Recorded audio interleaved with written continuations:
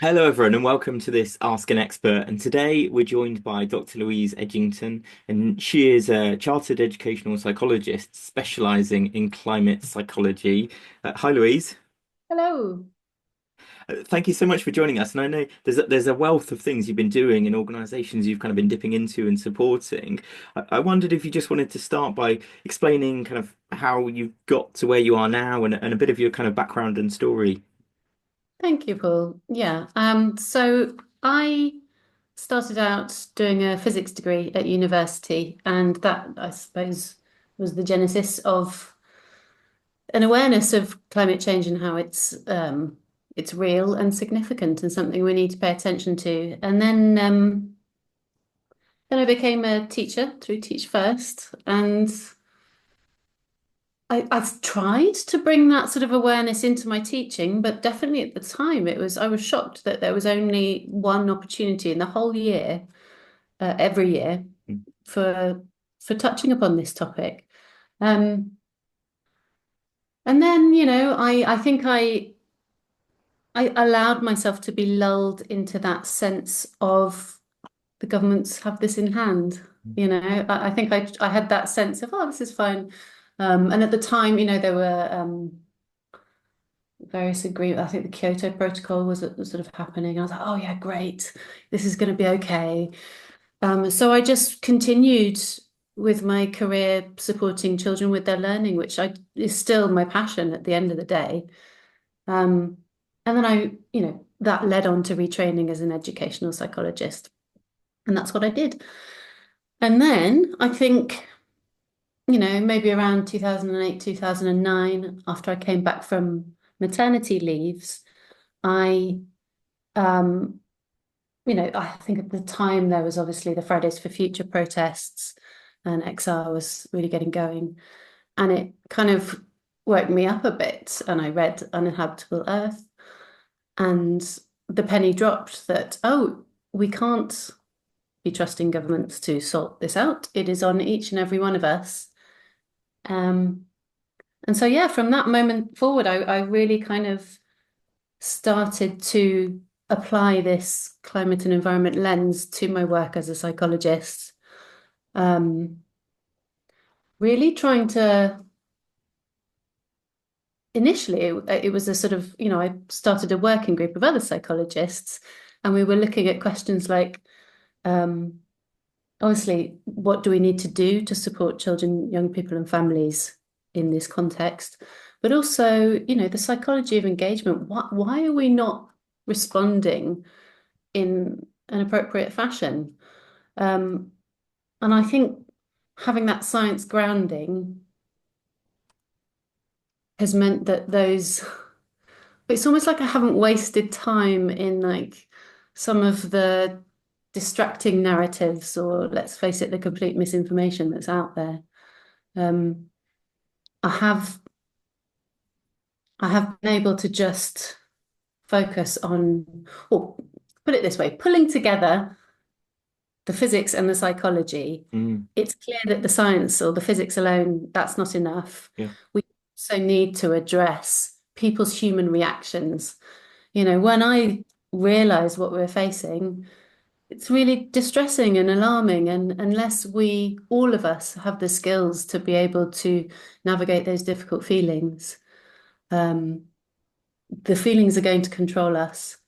So that's Yeah. really the sort of Okay. genesis That's a really interesting of it all. journey, though, in terms of you talking about coming from it for sort of a science perspective, and then into teach first and teaching, and I think there's multiple layers to that I think probably inform where you're coming from, and the other then that other aspect you're saying is giving space for that emotional, because I think again so much of what goes on in schools. Yes, there's PSHE and there are nods to sort of well-being, but particularly responding to what's going on and the reality of the situation, I think that's often marginalised. I don't know if you've got anything around that you wanted to mention. I mean, I used to be a teacher. I fully get how, you don't become a teacher for the money, right? You do it because you're passionate about supporting young people. And I know how much pressure teachers are under. I've spent the last 10 years as a regular educational psychologist going into schools and hearing that again and again and again. And I say that in preface to this sense that, teachers are stuck and constrained by the systems that they work within. And with the best will in the world, and there are a lot of very passionate teachers out there, I'm sure you're one Mm. of them. It's hard to carve out that time to do to teach things that are relevant to the world today. It's really, really hard. And so I think that's the biggest barrier we're facing at the moment is the capacity um, to be able to adapt. And I do see independent schools doing this with a lot more, they have the flexibility and freedom in many cases to be able to um, veer slightly from the national curriculum. They have, in some cases a bit more time and certainly more money to be able to Yeah, address. we certainly recognise that resource sort of inequality in the sense that state schools often much harder for them to yeah have the time or the staffing to be able to really prioritise this. What I mean, is there something in particular that you're focusing on, either a kind of a message or kind of anything that you are really prioritising at the moment? Oh, um, I suppose, I'm now full-time being a climate psychologist and working out what that means, a practitioner Hmm. climate psychologist. So I think when I'm thinking about the general public, and I do give workshops to the general public as well, um, I think all of us, the main message is to do the inner work first and foremost, honestly. It's that, we live in a society that is it's so normalized to want to avoid discomfort. Say we have a little bump of anxiety, we'll pick up our phones and just distract ourselves. Or many people will engage in process or substance addictions, and it's so common, and we do it without realizing it. So I do think in order to lean into the difficult reality that we're facing, all of us do need to get a lot better at moving through feelings. That doesn't mean getting rid of them. It means um, almost learning to sit with that discomfort. And yes, learning the tools to self-regulate our nervous systems when we need to, so that we're not tempted to turn to, um, those denial narratives or become frozen and turn to sort of the more doomist narratives where you're stuck and not doing anything. What's the point? Um, that's my main message, and that's relevant to every single person. Yeah, I think the so just maybe to you keep going. Yeah.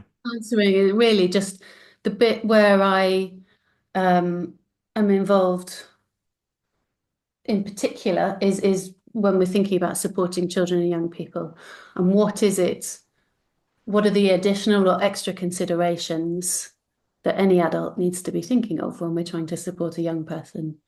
Um, it does take a little bit of extra thought and consideration, but you have to be at least reasonably aware and well regulated yourself before trying to support somebody else, I would say. Mm. And the other bit I was going to say then as well is that I mean, I wondered if you wanted to talk to this idea as well that the psychology around sort of our response to the climate nature crisis is complex and that it's been pigeonholed maybe as eco anxiety or climate anxiety, but that actually maybe there's a much broader spectrum of sort of responses and reactions. And then also the idea that maybe the well-being of people is also again quite a complex mixture that we can't necessarily isolate the climate to being a cause of something. And I wonder that complexity of both those things that you might want to. Yeah, you're totally right, Paul. And you're right, the picture of emotional responses is highly variable depending on our personal circumstances, past experiences, and it varies day to day, right? I can certainly witness that within myself. Um, in terms of, the messier picture of what people are exposed to, you'll probably be aware, I think although I have climate in my practice name, Climate Ed Psych, really we're talking about a poly crisis, a load of intersecting difficulties that people all over the world are facing. And I basically nowadays don't talk about climate in isolation. There is also a biodiversity crisis. There's all sorts of war situations kicking off. Our geopolitics is, I mean, I can't claim to understand it or comment on it, but we do, I think, need to take that perspective whilst acknowledging that no one human brain can understand it all. It's been referred to as a hyper object, something so enormous that we can only sort of glimpse Mm. fractions of it. And I do love that acronym VUCA, the volatile, uncertain, complex, ambiguous.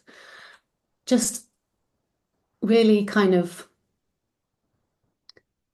I think that it can actually be quite soothing to acknowledge that's what we're up against in a weird way, because then it's like, well, there's no way I can fully grasp this. There's no way I can fully know what's going to happen. Mm. And that's actually okay. And that's really the sort of skill that we as adults, I think, need to learn, is being okay with uncertainty and to be modeling that for young people as well. Which is counter Yeah. to how we've been brought up, and actually counter to what a lot of the educational system is preparing us for. So Yeah, I think teachers are much happier when there's certainty and there's an element of control, and it's instead sort of almost saying the only certain thing is change, and that uncertainty is something that we then need to be prepared to sort of deal with. yeah. Um, I was just thinking, is there any sort of resources or books or websites or anything that you would recommend to teachers, or any places to go that are good sources? Yes, yes, there are. Um, so, I do work alongside various DFE funded schemes in an attempt to nudge those things in the right direction. So I Mhm. will just mention the DFE Sustainability Support for Learning Hub, um, which is the official resource for schools trying to implement the sustainability strategy.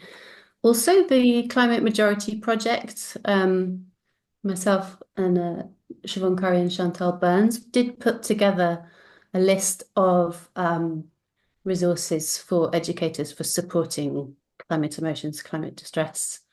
Um, that's on their website under the. We can link into that underneath this in the video. Okay, Okay. thank you. Um, and yeah, and I'll flag up my own resources, which are on both of those aforementioned websites. I've just reached for them. They're on my website, and it's just free guides. I've got one on, that's probably reversed. Yeah, no, I could see that one. Yeah, working with was it Eco Emotions? Yes. Yeah, working with eco emotions. Another one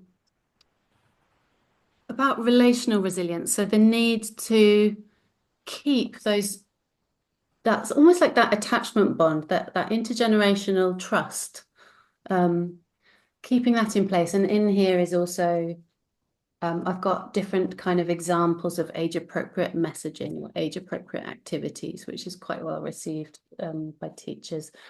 And the other one is more about the psychology of engagement. So that's what keeps us stuck, but also what helps in trying to mobilize, activate, and engage people. And I do think for the sustainability leads, that last one, like understanding blocks to engagement, is really helpful, because it's going to be really hard Mm. um, to come up against that resistance in a very demanding role, actually. Yeah, that all sounds really interesting and useful. I guess just maybe just then to sort of wrap things up and finish. I mean, you've referenced quite a few things that teachers could reflect on and consider, but is there kind of more of a single piece of advice or something that you think is really fundamental that teachers should focus on before maybe moving on to something else? Um, Thank you, Paul. Yeah, I would suggest, and I do suggest, and I have suggested in this conversation that it starts with each and every one of us, um, to be honest with ourselves about our views, how engaged we are, and how far our emotions may or may not be pushing us in directions we're not even aware of. So there's that. It's the oxygen mask principle thing. If you take care of yourself before attempting to support others, that's number one. The the kind of second piece of advice that I constantly try and encourage schools to think about is really this whole needs, whole school lens. Um, the climate and ecological crisis, and indeed the wider troubles in the world, it affects everything, and it can't just be an add-on in a geography lesson, or it can't just be down to the sustainability leads to be trying to do this. It's going to be so much more effective if the whole context of any school, the whole culture, ethos, curriculum even, is weaving in considerations about the state of the world that their children are going into. So what I mean by that is, yes, all people, trying to bring them on board, and that means listening, but also I love to talk about Maslow's hierarchy of needs, where when we're thinking about what does any child need to develop or learn successfully, clearly at the bottom we've got their basic needs, shelter, security, food, safety, all of that. And putting a climate lens on that, we need to make sure that schools are taking measures to, adaptive measures. Is there a flood risk for their schools? Half of all schools are at risk of flooding, according Mm. to the DfE. Are schools taking that seriously? Are schools taking mitigation measures seriously, such as, trying to reduce their own carbon footprints? Not only is that obviously important for the world, it's actually giving a really strong message to the children that we are safeguarding your futures. So it's kind of Yeah. having that foundation and then moving up the pyramid, weaving in that emotional support as a matter of priority, both for the teachers and for the children. And there are various ways of doing that. And, I go into that in this Yeah. guide a bit more here. And at the top of the pyramid, again, sorry, just to Mm. finish up, it's really about, top of the pyramid will be like that sort of self-efficacy, competence piece for children. Rather than just filling them with facts, are we genuinely giving them opportunities to engage in real world projects that make sense, that make a difference, so that they have that sense of empowerment? Are we teaching them about things like climate justice, or, even geopolitics for the older ones? Navigating misinformation online? Are our skills all up to date and relevant? All of that helps with that sense of, yes, my needs are being met. The world is a safe place to be, because it all matters. Mm. We have to be meeting the whole needs of the child. Yeah. So, That sounds really good. That's like kind of thorough kind of explanation of that hierarchy like that. I was going to say thank you so much. I guess one of the things I was going to just point out at the end as well is that so you offer kind of training and support for teachers and for schools. Obviously, there's lots of that kind of video content that already exists, but then also you've got is your website the best place to direct people towards? yes, it would be cool. Yes, thank you. So that's the climateedpsych.com, and we'll include a link to that as well. Can I also plug the Climate Minds Coalition? Definitely, yes.